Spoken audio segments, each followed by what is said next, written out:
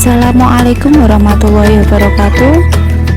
Pada kesempatan kali ini kita akan mempelajari tentang konsep dasar ilmu ekonomi. Yang pertama, tentang pengertian ilmu ekonomi. Ekonomi berasal dari bahasa Yunani yang artinya atau dari kata oikonomia, yaitu manajemen rumah tangga. Oikonomia berasal dari dua kata, oikos dan nomos. Oikos artinya keluarga atau rumah tangga, sedangkan nomos artinya aturan. Sehingga bisa kita tarik kesimpulan bahwa oikonomia adalah aturan masyarakat sebagai hukum kodrat yang menetapkan rumah tangga yang baik. Kemudian pengertian ilmu ekonomi menurut beberapa ahli. Yang pertama adalah menurut Adam Smith, atau yang sering kita kenal sebagai Bapak Ekonomi. Menurut Adam Smith, ekonomi adalah penyelidikan tentang keadaan dan sebab adanya kekayaan negara. Kemudian berikutnya, menurut N. Gregory Mankiw. Menurut Mankiw, ilmu ekonomi adalah studi tentang cara masyarakat mengelola sumber-sumber daya yang langka, sehingga bisa kita simpulkan bahwa ilmu ekonomi adalah ilmu yang mempelajari tingkah laku manusia dalam mengelola sumber daya yang ada untuk memenuhi kebutuhan hidupnya. Kemudian kita ke inti masalah ekonomi. Inti masalah ekonomi adalah kelangkaan atau scarcity. Yang dimaksud dengan kelangkaan adalah kesenjangan antara kebutuhan manusia yang tidak terbatas dengan alat pemuas kebutuhan yang terbatas. Alat pemuas kebutuhan di sini maksudnya adalah benda untuk memenuhi kebutuhan manusia, itu jumlahnya terbatas. Hal ini disebabkan karena kemampuan mengelola sumber daya alam itu terbatas.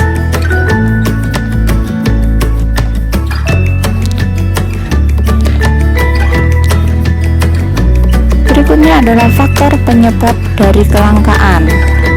Yang pertama, keterbatasan benda pemenuhan kebutuhan.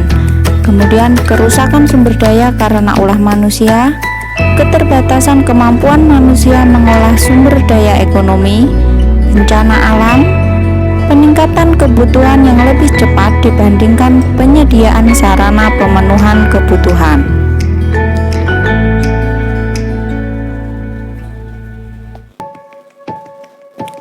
Kalau kita buat ringkasan atau peta konsep dari materi tadi, jadi inti dari masalah ekonomi adalah kelangkaan.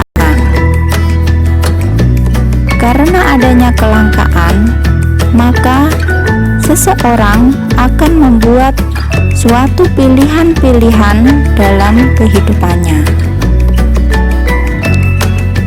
Dari pilihan-pilihan tersebut, maka akan muncul skala prioritas. Yang dimaksud dengan skala prioritas di sini adalah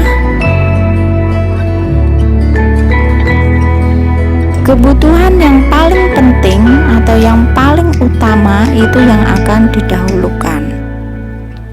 Dari skala prioritas ini akan menimbulkan suatu biaya peluang. Tetapi untuk biaya peluang akan kita bahas lebih lanjut di pertemuan selanjutnya.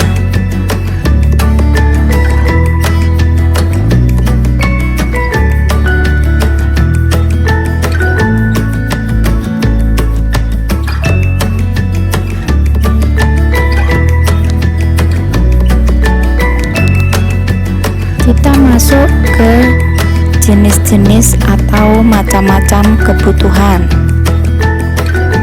Kebutuhan dibagi atau digolongkan yang pertama menurut intensitas atau penting tidaknya.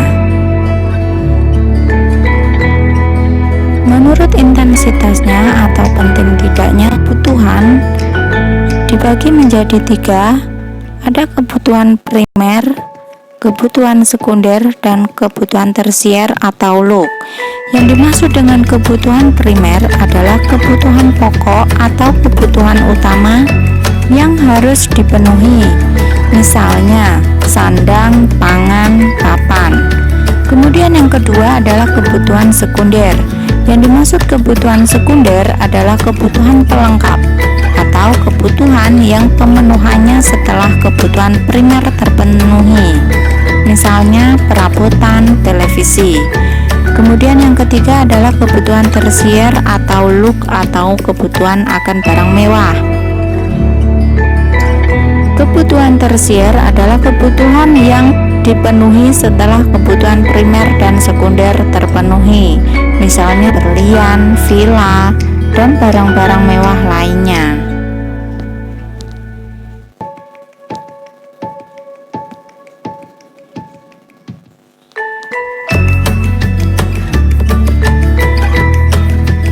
Kebutuhan berikutnya adalah kebutuhan menurut sifatnya.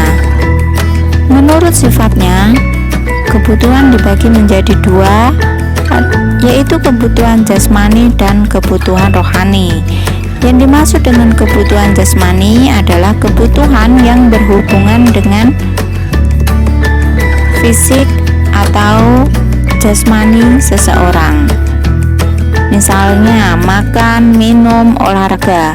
Sedangkan kebutuhan rohani adalah kebutuhan yang berhubungan dengan jiwa atau rohani seseorang, misalnya rekreasi, agama, nasihat, motivasi.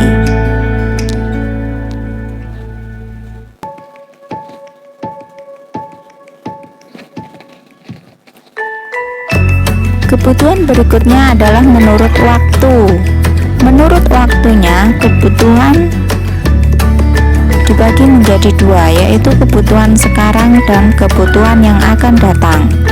Yang dimaksud dengan kebutuhan sekarang adalah kebutuhan yang harus dipenuhi saat ini juga, misalnya obat untuk orang sakit, kemudian payung saat hujan.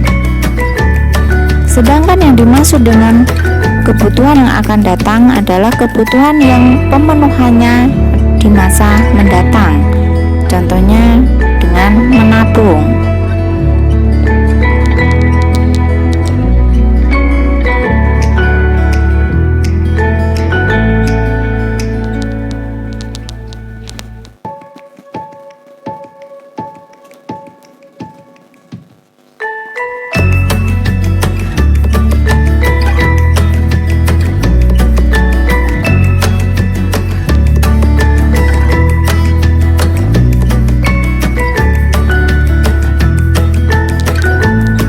Kebutuhan berikutnya adalah kebutuhan menurut jenisnya. Menurut jenisnya, kebutuhan dibagi menjadi 2, yaitu kebutuhan individu dan kebutuhan kelompok. Kebutuhan individu adalah kebutuhan masing-masing orang, di mana kebutuhan masing-masing orang satu dengan orang yang lain itu berbeda. Kebutuhan yang kedua adalah kebutuhan kelompok atau kebutuhan beberapa orang atau masyarakat, contohnya jalan raya, jembatan, rumah sakit.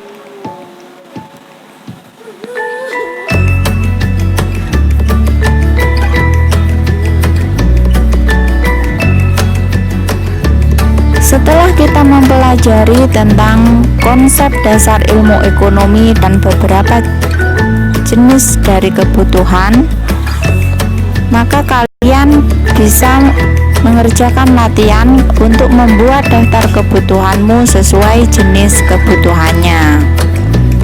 Kalian buat daftar seperti yang ada di layar. Misalnya nomor 1 tentang jenis kebutuhan menurut intensitasnya. Ada 3. Yang pertama kebutuhan primer. Kalian sebutkan contoh kebutuhan primermu 2. Kemudian kebutuhan sekunder juga demikian. Kalian sebutkan contoh kebutuhan sekundermu 2. Terus kebutuhan tersier juga demikian. Sebutkan contoh kebutuhanmu 2. Untuk sifat juga demikian. Jasmani kalian sebutkan 2. Kebutuhan rohani juga kalian sebutkan 2. Sampai nomor 4, kebutuhan menurut subjeknya ada individu dan kelompok. Kalian sebutkan menurut individu atau kebutuhan individumu kalian sebutkan 2, dan kebutuhan kelompok kalian sebutkan 2. Demikian pembelajaran hari ini, kurang lebihnya mohon maaf. Wassalamualaikum warahmatullahi wabarakatuh.